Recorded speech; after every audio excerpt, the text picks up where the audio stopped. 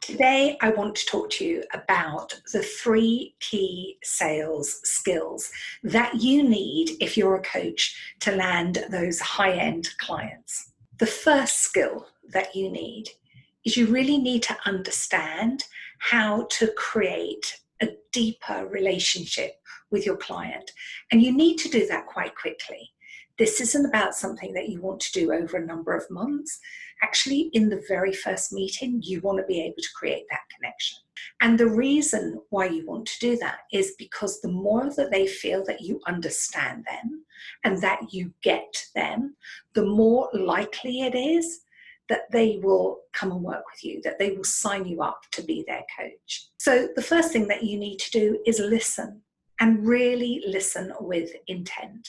Listen to exactly what they're saying and make sure that they understand that you're listening. And you can do that by nodding when they speak and smiling and, repeating back some of the things that they've said. And again, it just tells them that you're actually listening and taking an interest in what they're saying. When your client thinks that you get them, that you understand them, that you realize where they're coming from, they're far more likely to sign you up as their coach. Now, the second thing is to ask smart questions. Now, you'll hear an awful lot of people telling you that you need to understand what their problem is, and that's absolutely true, you do. But what you've got to do is, in a way, take a helicopter view of it. You've got to be able to think on your feet and say things like, okay, you're starting here, you need to get over here. So where's the gap? Because often what you'll find is that your clients are doing quite good stuff. But what they need is some tweaking. What they need is a little bit of ironing out. Now, sometimes you do need to overhaul something completely.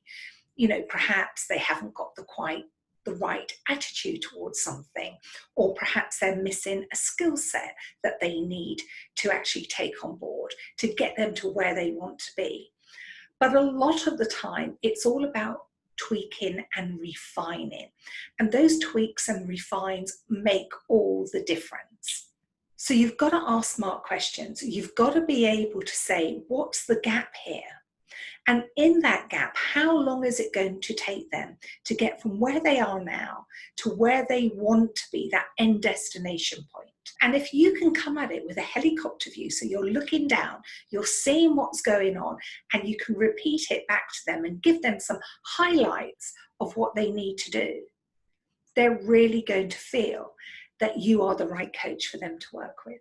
And finally, it's all about closing the sale. Now, I have to admit, the way that I work and the way that I teach my clients, you close the sale at the beginning of the conversation. Now, sometimes people go through their own buying process, and you've got to be able to take that on board. Some people are fast decision makers, and they will know that you're the right person, and they'll make a decision there and then. Others need a little bit more time.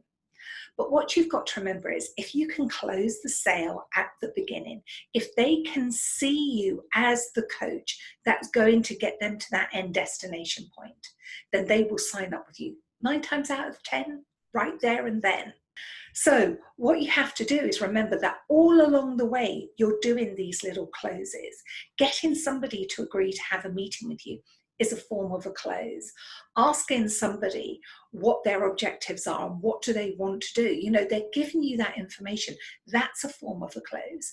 And even if you don't make the sale in that meeting and you walk away and you get another meeting, that's another close. Sending an email and then responding to you, these are all small little closes, because you're either getting an agreement from your client or you're getting them to take action. And all of that is helping you to close that sale. So don't get worried about closing a sale. Don't think it's this big thing that happens at the end. It's not. If you actually know how to structure your conversation in a way that feels really authentic to you and it stays within your integrity, you can close the conversation, you can close the deal at the beginning of the conversation. And then it's just a way of working everything out. And that becomes a much more relaxing conversation, both for you and the client. So they are my 3 sales tips to help you land high-end clients. I will see you in the next video. Bye for now.